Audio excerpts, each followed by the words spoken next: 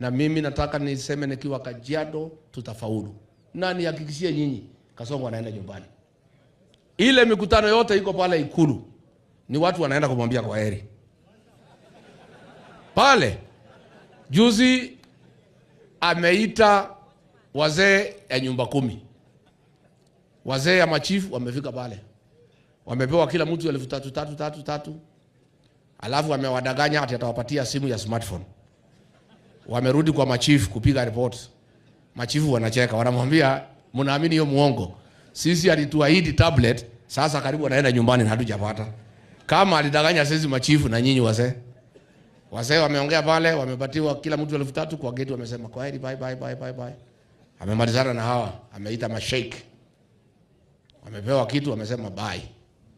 Juzi ameita hiyo askari ya ulinzi, private guards. Ni hawa walikuwa wanaitwa watchman zamani, anawadanganya ati atawabadilishia jina. Na sasa aliwaahidi mshahara ya 30,000, wagari wanalipwa 8,000. Kuliko walipe hiyo mshahara ya 30,000 anawapatia mtu 5,000. Wamemwambia kwaheri. Sisi naomba wakatoa limititu. Wewe ndio controller ya State House.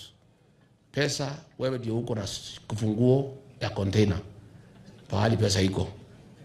Wewe kwa sababu hiyo watu ya Kajiado walikuchagua kuwa muungwana. Pangia hiyo Masai pia. Wakuje hapo wamwambie Kasongo bye, wachukue kitu yao waende nyumbani. Si ndio? Mngetaka kwenda kumwambia Kasongo bye? Simwambie bye. Sikato ndio mwenye kupanga. Mbona anapangia wengine hawezi pangia watu ya Kajiado? Pia wafike pale, wamwambie bye, wachukue kitu wafanye nini?